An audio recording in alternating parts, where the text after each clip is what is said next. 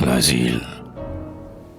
Frères, s'il vous survient quelque douleur profonde, si la maîtresse en qui votre avenir se fonde, un soir, une nuit farouche, les yeux épars, se rhabille à la hâte en s'écriant « Je pars ». Si, malgré vos pleurs de rage, elle vous laisse, seul comme un chien perdu qui traîne encore sa laisse, et hurle sur le ciel épouvanté des nuits. Ah, cher désespéré, pour guérir vos ennuis, n'allez pas décrocher de cette panoplie un poignard dont la lame étincelante plie. Gardez-vous d'acheter à quelque charlatan une drogue et de dire à votre âme « Va-t'en ». Comme un lâche qui craint de subir sa torture. Allons, prends la besace et boucle ta ceinture et pars, inaperçu de nuit, comme un voleur. Il faut chercher quelque désert où ta douleur est son affinité secrète qui l'apaise, ou, lorsque le matin colore la falaise, se reflète, parmi les flots du gouffre amer, un ciel profond et bleu comme une belle mer.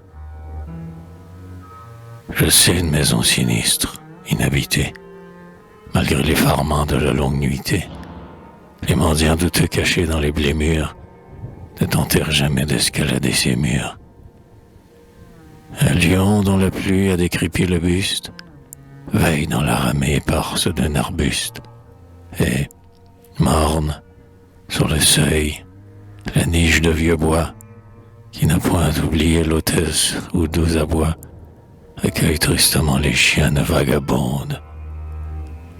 Maladif, à travers les herbes moribondes, le bleuet où l'aurore attache un diamant se court vers le sol mélancoliquement.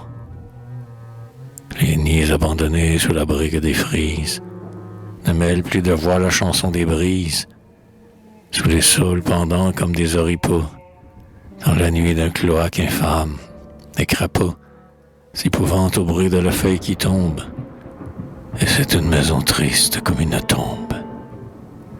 Au calme, ni hameau ni chaumière alentour, point d'église gothique avec sa vieille tour, à l'horizon, là-bas, parmi les brumes blanches, point de léger moulin aux quatre ailes de planche, qui semble deux ramiers jaloux se poursuivant, éperdus dans le vol circulaire du vent.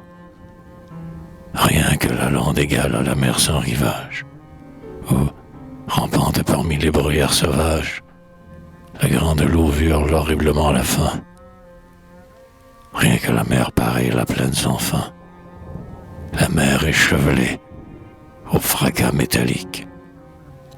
Et les rondes, la nuit, des bêtes faméliques poussent dans le désert des cris d'agonisants, et le flot qui se rue à l'assaut des brisants, avec le râle affreux d'un monstre qui suffoque, bave, lourd et suant comme un ventre de phoque. Si ton cœur se déchire et fuit la guérison, c'est là qu'il faut aller, mon frère. La maison n'a plus de maître, et nul n'a refermé l'entrée, depuis que l'hôte ancien, dont l'âme est délivrée, ait reçu un passant formidable, la mort. Ah, c'est un souvenir qui jamais ne démord, d'avoir en son réduit lugubre vu cet hôte. Le désespoir avait courbé sa taille haute. Hâve, le front ridé comme le front d'un vieux, le blasphème à la bouche et les pleurs dans les yeux, il parcourait sans fin la salle ruinée. Et, parfois, accroupi devant la cheminée, il consumait les jours et les nuits sans sommeil, ne sachant si c'était la lune ou le soleil qui luisait à travers les fenêtres mal jointes.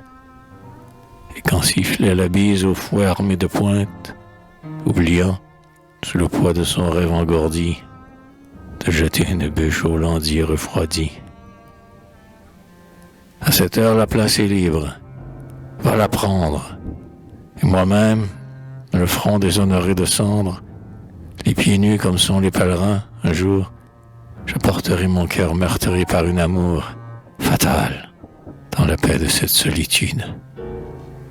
Je laisserai s'abattre enfin mon attitude, orgueilleuse, et, pareil à quelque horrible fleur, tu t'épanouiras dans l'ombre, ô ma douleur. Au milieu de la nuit et des silences graves, tu pousseras ton noir branchage sans entrave. Tes racines toujours plus avant dans ma chair s'enfonceront ainsi que des vrilles de fer. Et mon sang les gonflera de sève. Tant qu'à la fin, hanté d'inexprimables rêves, pâli sous ton étreinte, ivre de tes parfums, je m'endors en ma côté de mes espoirs défunts.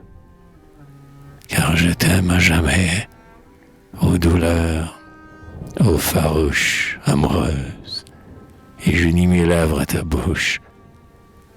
Par toi l'âme s'exhale en cris mélodieux, et les désespérés sont semblables aux dieux.